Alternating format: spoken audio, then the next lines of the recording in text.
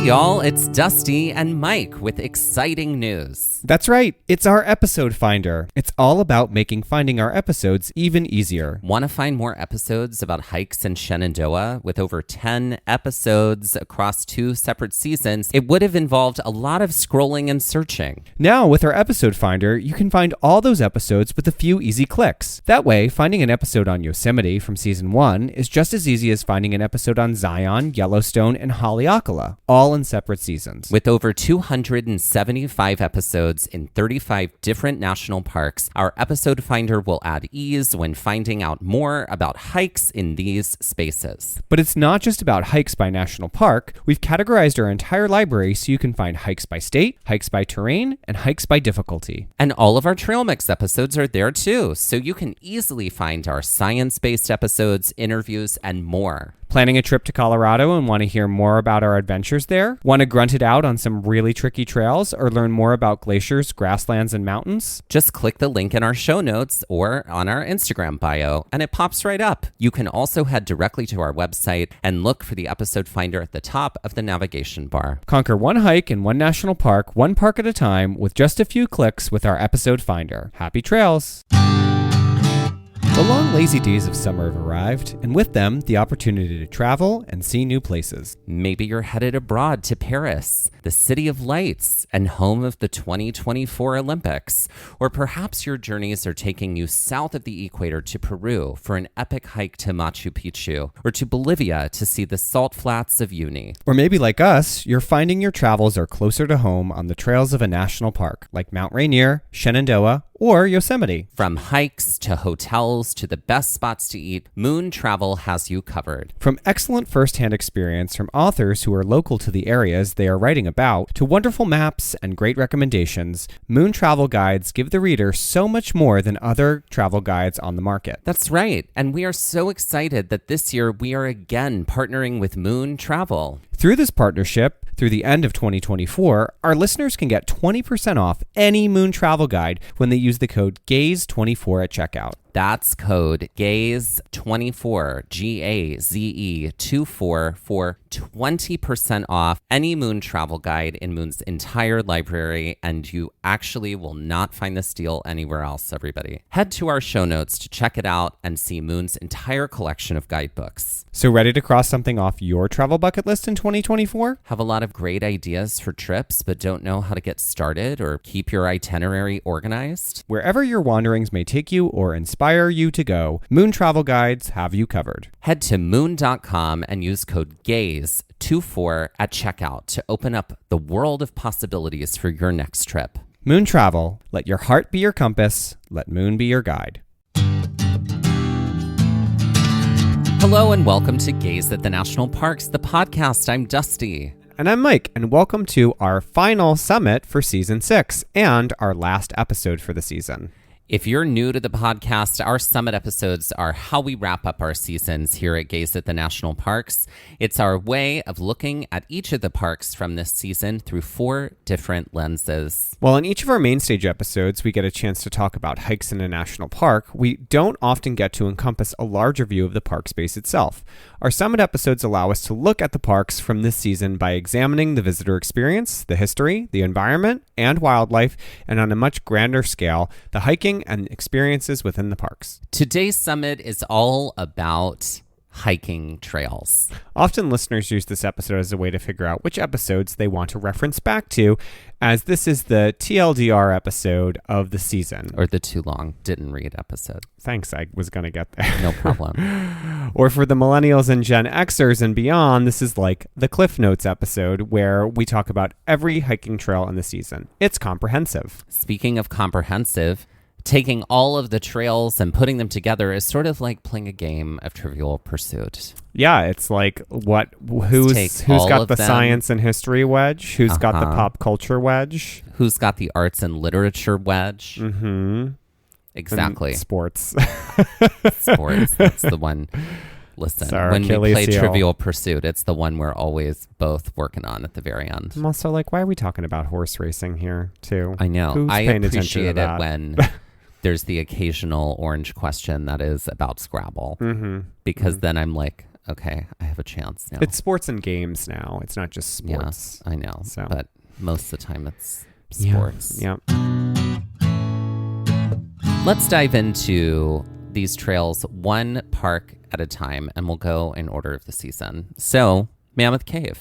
All right, so Mammoth Cave, both of our episodes here, 103, the River Styx Tour, and 104, Great Onyx Cave, were both guided tours. So they were honestly things that, for the River Styx Tour, this was a ticketed tour. It was mostly through very wide chambers, as Mammoth Cave is mostly very big. There are some smaller passageways that you have to pass through. We did have to ascend some stairs at the end at the Karnak section of this tour for River Styx. And yeah, there was elevation gain and loss for sure within the cave. Definitely. I had a great time doing these tours. I loved it. Yeah, it was definitely something like I would love to, upon return, definitely do a different tour or do like the Wild Cave Tour is something that our friend Bruce Hatcher, who you'll hear more about if you listen to episode 104 on Great Onyx Cave or the Trail Mix episode, Caving with Bruce Hatcher.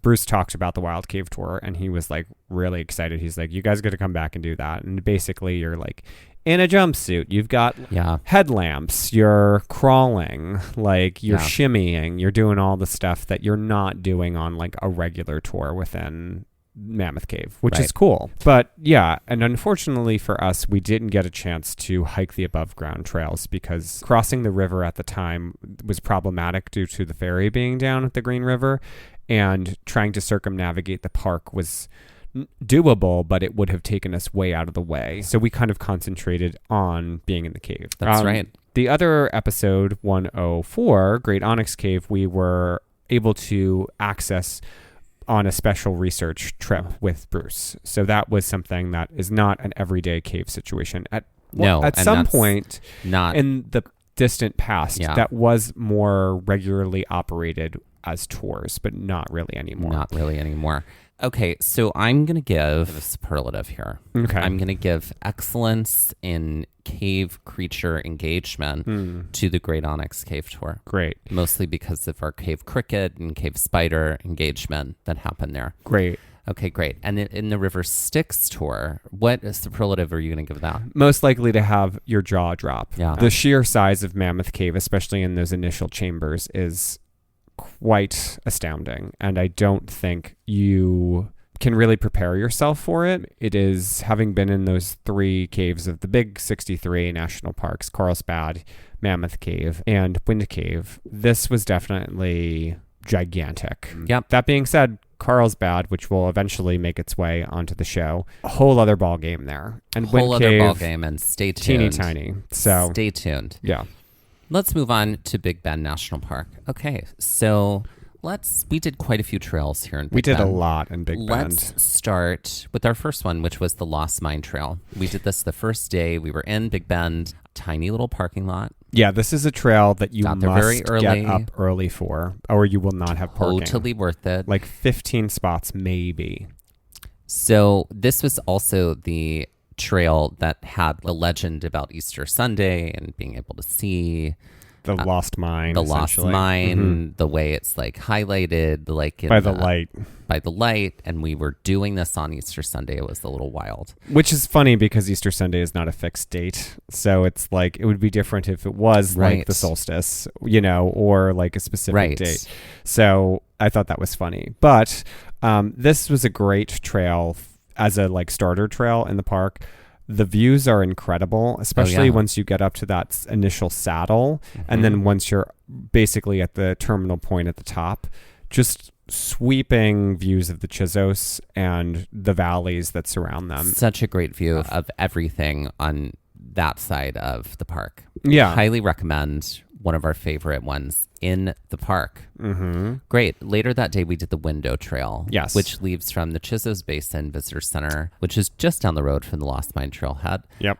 And yes, the really more parking exposed trail. The whole time, basically. The whole time. It was like hot heat. Yeah. We were curious what the window was the whole time. Yeah. We did finally get there. Yes. It's at the very end.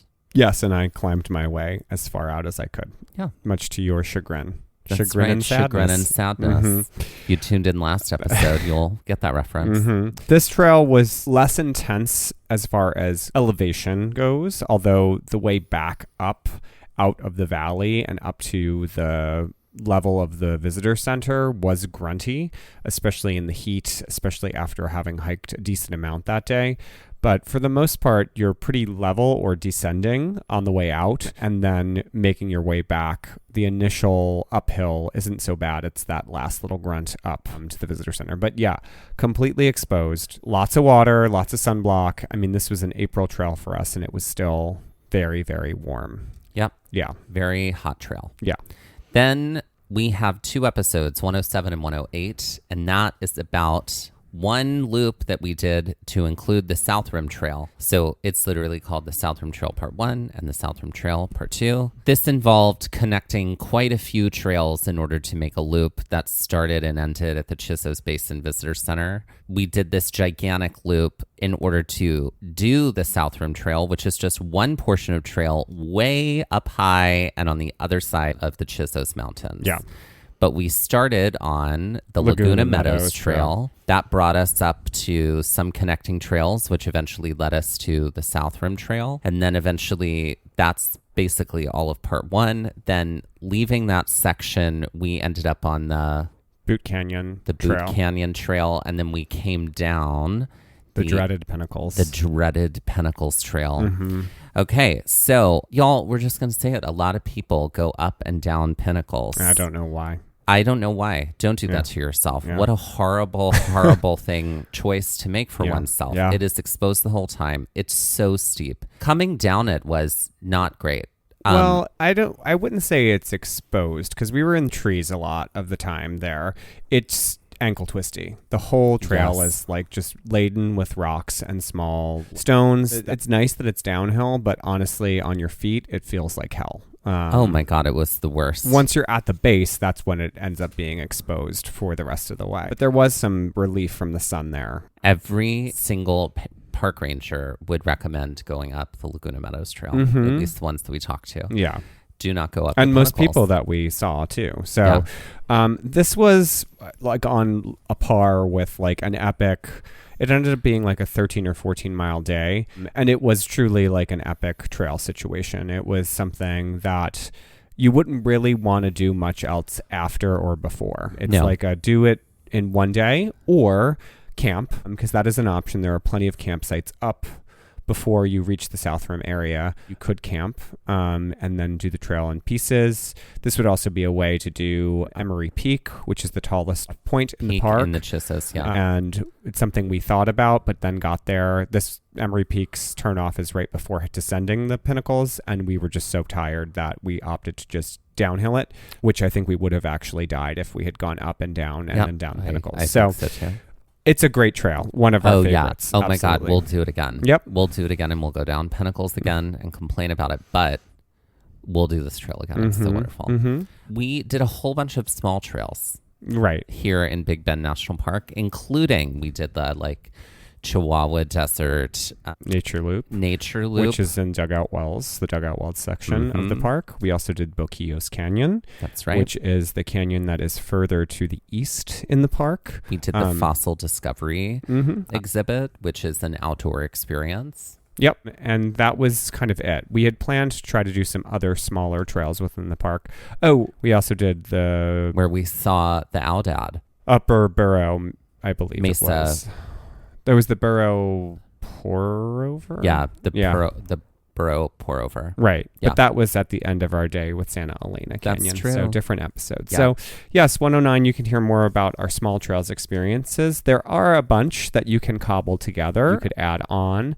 Most of the small trails we actually didn't do on the same day, but these were things we added or tacked on to other days. So absolutely doable, especially considering the park is so big.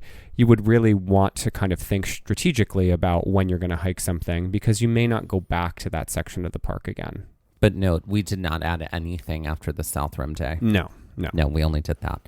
Then actually, we did go to Fossil Discovery. We went to Fossil Discovery, that is true, and wanted to collapse. Yeah. And then episode 110 is Santa Elena Canyon, which is in a totally other section of the park. It's the westernmost canyon. Totally worth it. Great birds over there. Had to cross a tributary of the Rio Grande, like up to our thighs in water. And had a great time. Yeah. It was a trail that we almost didn't do because we were a little uncertain about the crossing. But after watching a few other folks come back from it, it definitely was one that was so cool and so well worth it, specifically because the canyon is very quiet.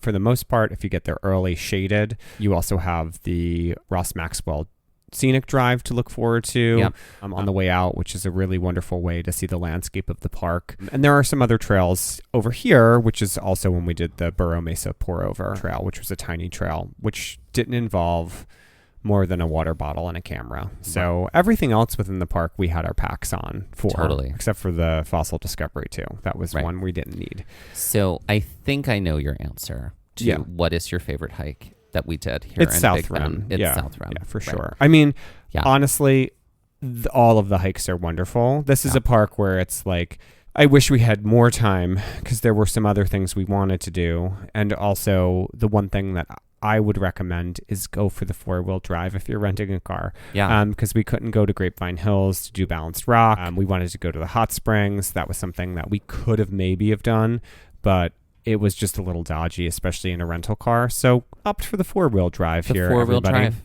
Yeah. That's right. Yeah. Okay. I'm going to give one superlative here to another hike other than South Rim. And I'm going to give most diverse engagement with elements to Santa Elena Canyon because it involved crossing a tributary, going up canyon walls and down canyon walls. There's also a ton of reeds. There's also a river here. There's a lot of forest and trees. There's a lot happening here. Yeah. So that's what I'm giving that.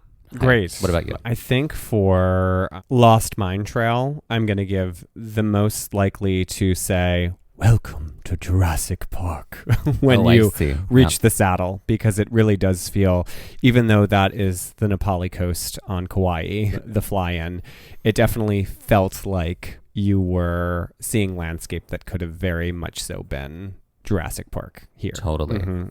Okay, now let's head to Wind Cave National Park. That was where we headed next in the season with episodes 111, the Fairgrounds Tour, and 112, the Prairie Trails. So much like Mammoth Cave, these trails, well, first of all, the Fairgrounds Tour is a tour. If you're going to any sort of cavern, it's definitely worth it to book yourself a tour, and it's not expensive to do so. No, and most of the time that's the only way to engage. It's true. Is through a booked tour. Right. So the Fairground Tour was, I would say, actually way more elevation gained and lost than anything we did in Mammoth Cave. I think so. Yeah. It just was a lot of downhill and then uphill again, either on sloped paved walkways or staircases.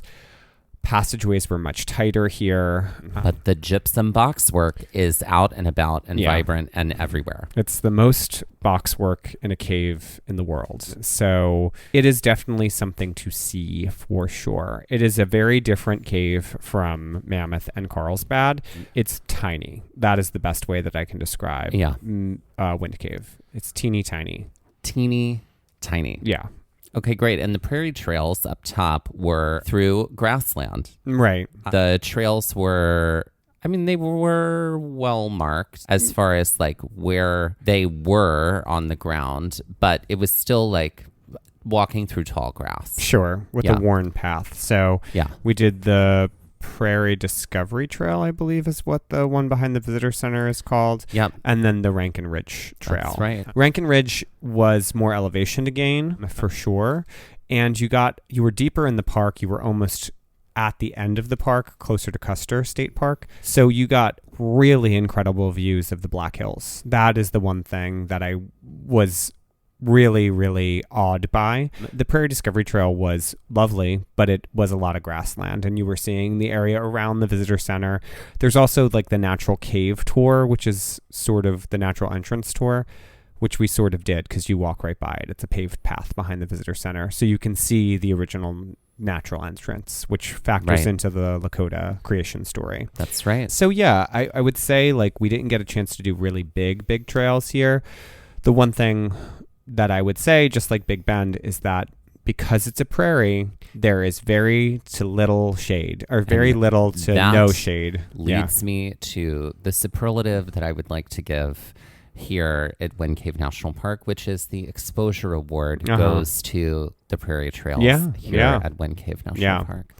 Absolutely. What about for you? I think it's the Make It Box Work Award. There it is. For the Fairgrounds tour, for sure. Because that box work was doing the work of, it was great. It was great. Gypsumonia. That's right. That's right. Okay, let's now head to our next park of the season, which was Gateway Arch National Park. So right off the bat, really no trails here. There are no trails like you can walk the grounds. You can experience the park. This is a park that one goes to experience through visuals, whether it's seeing the arch, whether it is museum, going to the museum, which going absolutely inside the arch. The museum is a thing to do. 100%. Like, take the time, because like if that's why you're going to the arch, just to see it, like there is a wealth of well-documented history that you can discover if you are unfamiliar with the arch in the city of St. Louis at the museum. That is like the one bonus point I put in its ledger.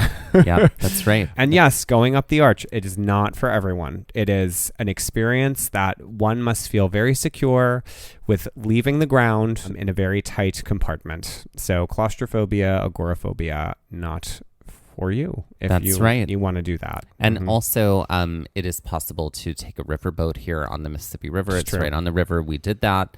That was kind of lazy stuff, but you know. It was. But it was great. It was the way, basically, it's like, what are all the different ways to take in this arch? I can stand here like on the grounds and look up at it and see it from different angles. I can go inside it. I can go to the museum and learn about all the history that led to this arch being made.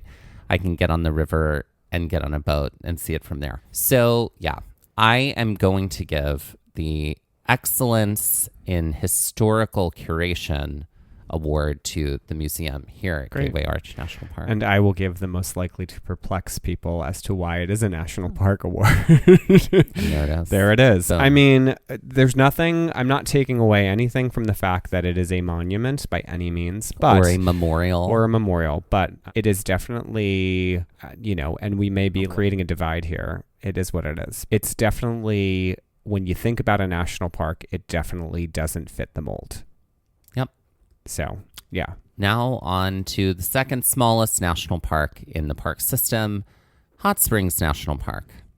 So in Hot Springs, we did 2 days of hiking and 1 day of luxuriating, which was our word from that episode, which is 116, which is the Buckstaff Bathhouse. It's the only operational bathhouse on Bathhouse Row.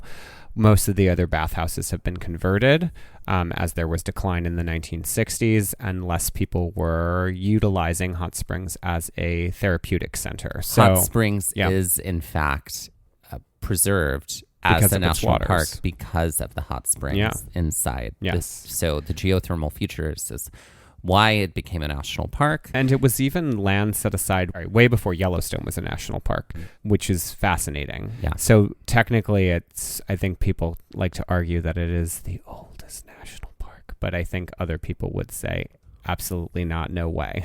There are many trails here. Hot Springs is literally like in a little town. We walked through the little town of Hot Springs. Bathhouse Row is here in this town. And then right off of the main road are the trailheads or trails. Yeah. So there are some on the east side, which is called Hot Springs Mountain. And then there are some on the west side, which is just called the west side. The trails here are not anything that is incredibly difficult. It's mostly woodland trails. We didn't get a chance to do the larger trail of the park, which circumnavigates it, which we talked about in our visitorship episode. But that's like a 13 to 17 mile trail. Yeah, depending on what you do. Taken the day, plus mountain lions that we were told we should probably have a gun with us for, because the both of us are always coming strapped here at Gaze at the National Parks. We are kidding. Strapped with other things, that's for sure. Yeah, but sadness. Yeah. And Chagrin. Yep. So yeah, and again, this is kind of a park to experience. And it is definitely and to do like small trails on. Yeah, it's definitely like go to the bathhouse and do the spa package, because that's part of the reason that the park is there. I mean, it is, it's a part of the history too. So I'm going to give the most luxurious experience award to the Buckstaff Bathhouse. Great. Yeah. Mm-hmm. Great. I'm going to give the award for easiest map and trailblazes to follow to Hot Springs National Park, because the color of the blazes on the trees match the color of the trails on the trail map that you can download or pick up. Yep. And it's very easy to follow along. Yeah, for sure. And last but not least, a park that we have been to many times for now, we've got Shenandoah National Park, which is rounding out season 6 for us. So in Shenandoah National Park, we did episode 118 was Mary's Rock.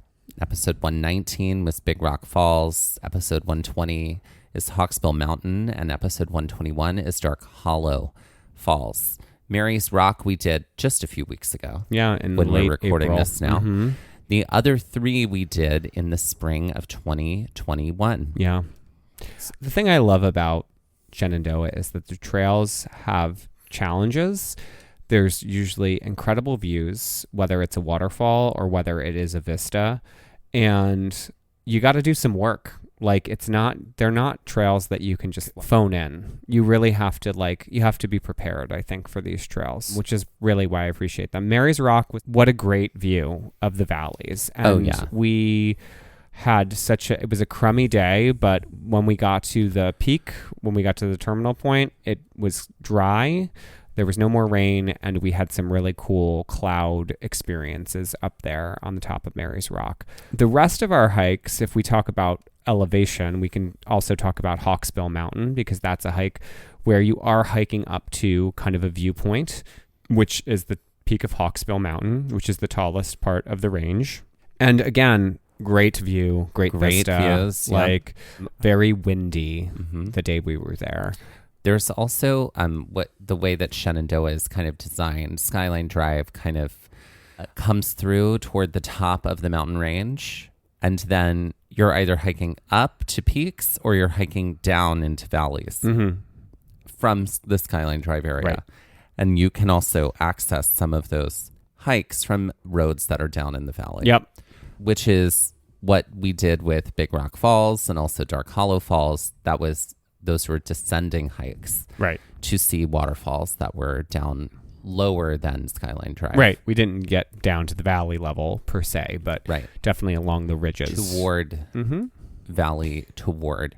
So yes, I am giving the Best Supporting Actress award to Gloves here in Shenandoah National Park, because I will never go to Shenandoah National Park without bringing gloves. Yeah. And I used gloves on all 4 of these hikes. Yeah. And I was very grateful that I did.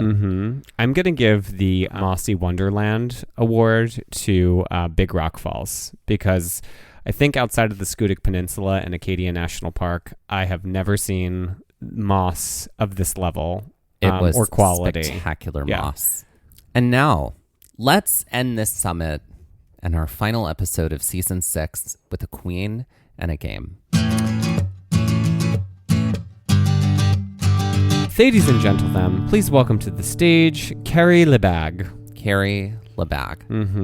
Who is Carrie Lebag?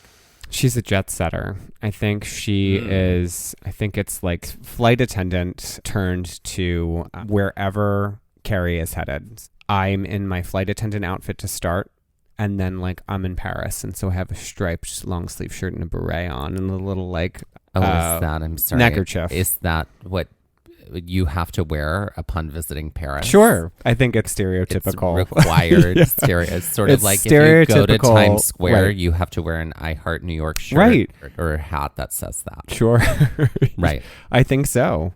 Okay. I think she responds to where she's headed It's a change in an up incredibly souvenir way. Oh, absolutely. In an incredibly touristy way. Okay, so it's touristy. Carrie yeah. LaBag is a touristy person Right. through and through. So if she's doing an act in New York, she's going to arrive in her flight attendant foam, outfit. Yeah. like with like spires, like the Statue of Liberty thing that she's going to wear around her head. She's Chappell Roan. That's right. Yeah. And she's going to wear some glasses that say like 2011, but there's still a hole cut out of the one like it was when like 2004. Sure. Right. Right. When they should have stopped doing those after 2009, but they Right. continued on. Yeah. Yeah. Well, the 10 emboldened them. I guess so. Yeah. And then it was like, we're just not going to care anymore. Glasses right through the 11. This is the world at this point. Apparently. It's like whatever. Exactly. But yeah, I think she's a travel queen, and she shows it through her touristy outfit swatches. I feel like she lip syncs to Go Your Own Way. Sure. But I also think she finds city-specific songs. Like when she's in Memphis, she sings Walkin' in Memphis. Jesus. Okay, like the most surface level she's choices. In San Francisco. That's it's her San shtick. Francisco State of Mind, you know. That's not a song. That is a song. No, there's New York State of Mind. And then there's I Left My Heart in San Francisco. It is. Yeah. Mm-hmm. It's San Francisco State of Mind is what it is. And then when she's in Chicago, it's Chicago State of Mind. Yep. It's actually, she sings, They Both Reached for the Gun. That's it. That's right. From the musical Chicago. Yep, exactly. Okay, great. And what is her merch?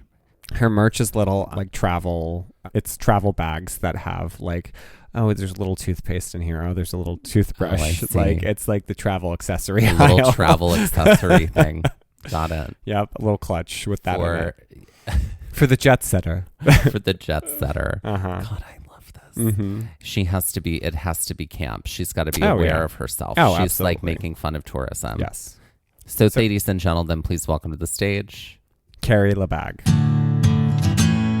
All right, Mike, we're going to end this summit and the last episode of season 6. Girl, can you believe it? We've been doing this for 6 seasons. I know. 600 seasons. 600 seasons is what it feels like sometimes. I was out in the town square just ringing my bell talking about national parks before they existed. That's right. This category, I was inspired by your connections category and the fact that we play connections on New York Times. Mm-hmm. This is called difficult connections. Great. So the purple category of connections is sometimes so polarizing and divisive. Yeah. So I was seeking to actually do that here. Great. So you will have to. So some of these are 1, 2, sometimes 3 connections away from the thing. And I'm giving you 4. You just have to name the park that connects all 4 and then tell me how those things are connected. Okay, great. So the game that I wrote earlier. I literally said that. I was inspired by the game you wrote earlier. Yeah. I made a difficult version of it. Do we need to go back and listen to the last 2 minutes of what I've said? No, I got you. Okay, great. Thank you. I referenced you the entire time. So I don't want you to come for me like I didn't. Okay. Because great. I did. I'll expect my royalty check. Great. You and the New York Times. Yep. I'll give it to both of you. Okay, for 100. Stone, woolly, sail, Achilles. Well, my inclination is to say Mammoth Cave because of woolly, but that would be correct. Okay. But I don't know how. So what am I trying to connect now? How because are these like other stone words? and there's not like stone mammoth or no, that's right. So they're a little further apart. So this is why it's called difficult connections. So for instance, Achilles was dipped into the river Styx. Okay, got it. Yeah. Except for his heel, the river Styx is a Tor in Mammoth Cave. Yeah. Okay. Stone, like sticks and stones may break your bones, but words will never hurt you. Okay, so is the connector Styx then? The other connector? It's all possible. Okay. And then sail is like the song Come Sail Away by the band Styx. Spelled the same way as the River Styx tour in Mammoth Cave National Park. Okay. Mammoth Cave is the only thing that connects all of them, but some of them are like 2 or 3 connections away. Right, but the park was a little easier to get because obviously woolly, but then all the other clues related to something within the park, the same thing, correct? Is that how the rest of them are going to operate? Maybe. Okay. That's right. Cool. Great. Okay.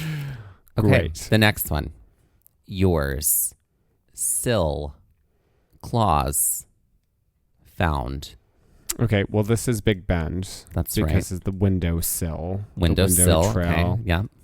Yours and mine. So Yep. the Lost Mine Trail. What are the other two? Claws and found. Claws is spelled without an E at the end. So Santa Elena Canyon Right. would be the claws. Like Santa Claus. And then, what was the other one? Found. Found. So the Lost Mine Trail also comes back around. Lost and found. Okay, Correct. Great. For 300. Balance. Home. Country. Streep. My inclination is to say Gateway Arch. Incorrect. Mm. The logic is inconsistent, is what I'm saying in this game. Yes, I see that. That's why it's called difficult connections. My next instinct is to say Hot Springs. Incorrect. We were going for Wind Cave National Park. Okay. Let's talk about why. Balance. We did a tour called the Fairgrounds Tour. Fair Balance. Okay. Above Wind Cave is a prairie. Prairie features a prairie home companion, so that's where we get the word home. That film also stars Meryl Streep, which is where we get you wrote Streep. a category of Jeopardy like I write categories of Jeopardy sometimes. And then I just want you to know Prairie that Dog Town. for when you drag me about it all the time. Prairie Dog Town, like the magazine Town and Country, which is where we get the word country from. Okay, great. Great. Yeah, this is a Yep. This is a hat wearing a hat wearing a hat is what you wrote. A difficult connection. Wearing a mini skirt because Yep. you just wanted to be gay about it. That's right. But the mini skirt is used as a wig. Okay, for 400. Bend. Strength. Fence. Ward. Also, none of these would fly as actual connections in the New York Times game No. because the logic for all of them is, Fakakta. yeah. Bend, strength, fence, ward. Is this Gateway Arch? Correct. Okay. Can you get why? Bend, strength. Fence, ward. Well, I'm assuming the bend is the bend of the arch. That is right. Okay. The strength is also the strength of the arch. No, but okay. Even though arches are strong. Not what I was going for. Okay. The strength of the Mississippi River. That's right, because the other name for the Mississippi River is the mighty Mississippi, which is where we get strength. Okay. Great. Fence. Fence. What is defense? Usually, like no. the defense of Dred Scott, the Dred Scott case. I mean, No. this is what I'm trying to do here. You're doing great. Fence usually contains a gate. Great. Mm-hmm. Like Gateway Arch. Okay, great. And then the last one. I will never let you live this category down ever. The last one is ward. W-A-R-D. Like little orphan Annie and how she was the ward of Oliver Warbucks. I got that from the word wayward. Okay. Again, like gateway. W-A-Y, wayward. I'm so glad you're finding this so hard. Okay, Because great. it is. This is like Olympic level difficult. Great. Here we go. For 500. Fawn, shower, autumn, top. What is Hot Springs National Park? That is correct. Uh-huh. Can you tell me why? Let's start with fawn. Because fawns are types is a deer. It's a lady deer, and It's a baby deer. It's a baby deer, and because of the buckstaff. That is correct. Buck is the type of deer, and the buckstaff bathhouse. Great. Shower. Shower because I'm gonna need one after this game because I'm sweating so much. I think it's because of the showers in the buckstaff or the bathhouses. I guess we could say that. I was thinking also like the rain that falls that then becomes hot spring water later. Sure. Okay, great. Autumn. It's that sad movie, Autumn in New York, with Richard Gere and Winona Ryder. No. Autumn because that's when we were there. Nope. Autumn is a season like spring is the season, and spring is in the title. Hot Springs National Park. Got it. Okay, great. He's gonna murder you later. Nothing bothers Mike more than inconsistent logic, and this is an entire game of inconsistent logic. I mean, come for Dusty in the comments, everybody, because this is wild. The last one is top. Top of the morning to you. Like, I Nope. really got nothing. What we were going for is we have an entire episode on the west side trails. Side is not the top or the bottom. It's to the side. I just like the side of a box. I get it. I do. Sure. I'm just like, wow, you really went wide here. Mm-hmm. And finally, for 600, full, Talon, tiny, Judy. Okay, what is Shenandoah National Park? That's right. The Talon for Hawksbill Mountain. That's right. Okay, so Talon is another part of a hawk. Yeah. Tiny and Judy. And full.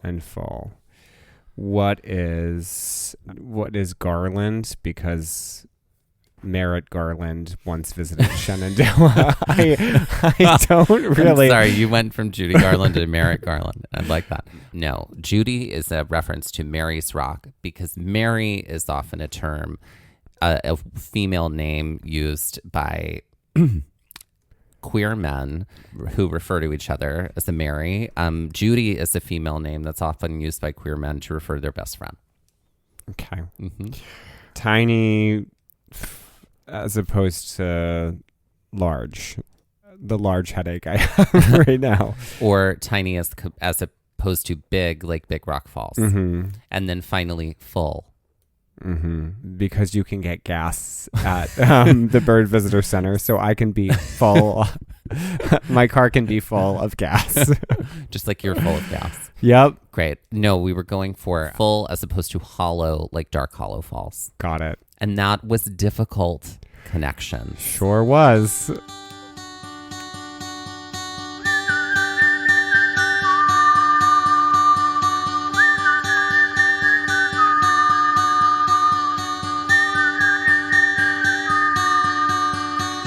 This has been Gaze at the National Parks, the podcast, and we're here to remind you to hike early and hike often and that adventure is always out there. Gaze at the National Parks was created and is hosted by us, Dustin Ballard and Michael Ryan. To see images from this episode, follow our Instagram at Gaze at the National Parks. To contact us, email us at gazeatthenationalparks@gmail.com. And to find out more about the parks visited on this show, visit our website, gazeatthenationalparks.com. And that's Gaze, G-A-Z-E. All original artwork featured on Instagram, on our website, and in the Gaze Shop is by me, Michael Ryan. All original music was written and performed by Dave Seaman and Mariella Klinger, with Sean Splios on guitar. This episode was edited by me, Dustin Ballard. We would also like to acknowledge that while recording this episode that we are on the traditional and stolen lands of the Lenape people, also known as Ocean County, New Jersey.